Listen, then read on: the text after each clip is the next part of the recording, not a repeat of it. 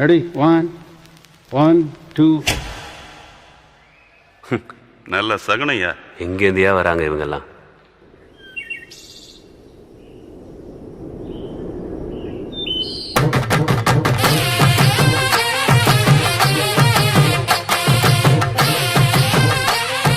ராசியா பள்ளிக்கூடத்துக்கு போல அண்ணனையே பார்த்துட்டு இருக்கேன். பண்ணபுரத்து குழந்தை ஒண்ணு பல கனவை சுமந்துக்கிட்டு வளர்ந்த கதைய கேளுங்க, வியந்த கதைய கேளுங்க.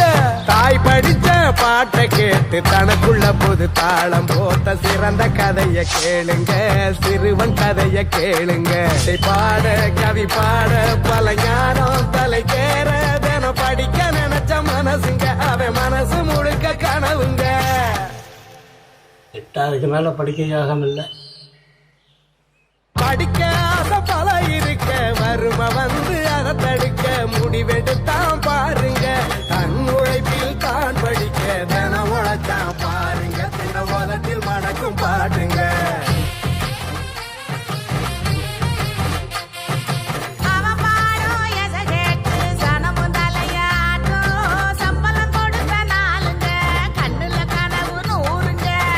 நான் திரும்பவும் ஸ்கூலுக்கு போறேன்.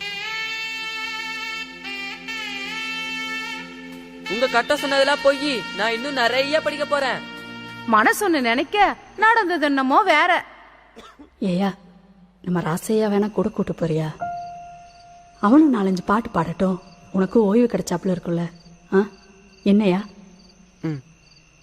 படிப்ப தொடங்க முடியாம பாட்ட விடவும் முடியாம அண்ணன் துணையில் சபை ஏறி தனக்குள்ள இசையூறி பெண் குரலில் பாடினா வந்த கைத்தட்டலில் மயங்கினா.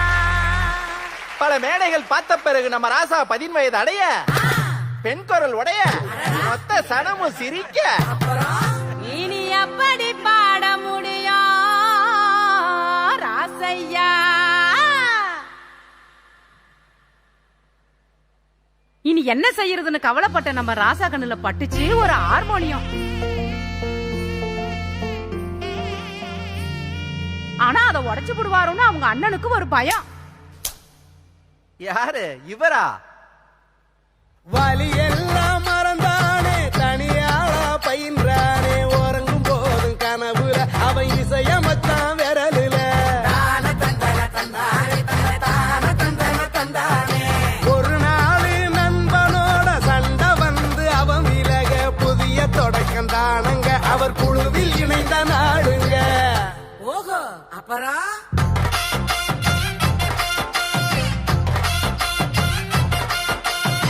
அது முதல் பல பயணம், எச ஒண்ணே அவர் கவனம். அவரை தடுக்க எவனுங்க, துணை இருக்கார் சிவனுங்க.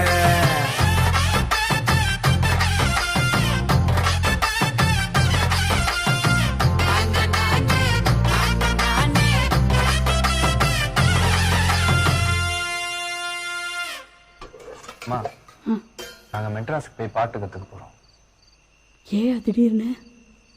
இல்லம்மா, ஒன்றும் தெரியாம பாடும்போது இவ்வளவு பாராட்டுறாங்க. இதில் போய் முறையா கத்துக்கிட்டு வந்தா இப்படி இருக்கும். சரியா?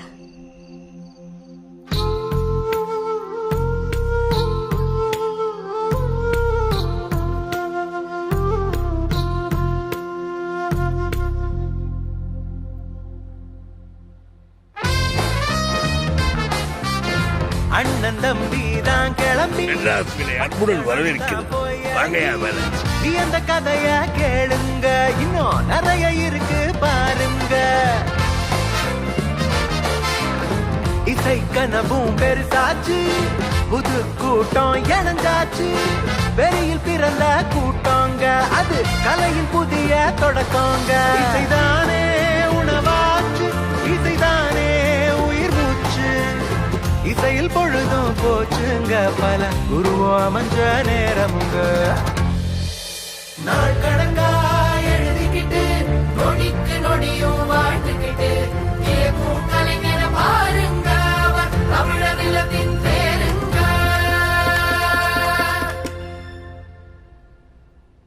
நல்லா இருக்கியா? நம்ம ஒரு படம் பண்ணுவோம், அதை ரெடி பண்ணிட்டு சொல்லி அனுப்புறேன். சார் இப்போ ஒன்றும் குறைஞ்சிடல, பேசாமல் மியூசிக் டைரக்டரை மாற்றிடலாம். நீ உன் வேலையை மட்டும் பாரு ராஜா. இந்த வாயெல்லாம் உன்னை பாராட்டும்.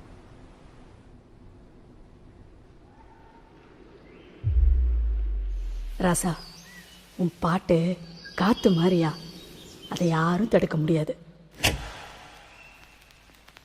Ready? 1, 2, 3, 4.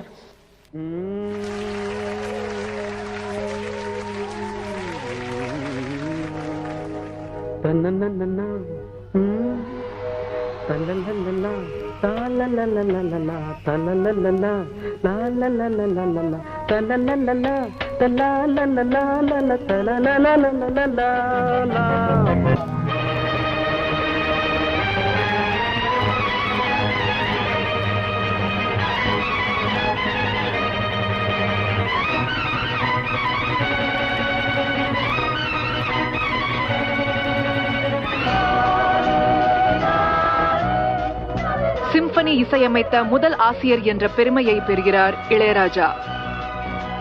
காலம் கனிந்தது, கதவுகள் திறந்தது. நான் அவருக்கு இன்று இந்த வேளையிலே ஒரு பட்டம் வழங்குகிறேன். இசை ஞானி. புதுராகம் அரைப்பதாலே நானும் இறைவனே. விரலிலும் குரலிலும் ஸ்வரங்களின் நாட்டியம் அமைச்சே.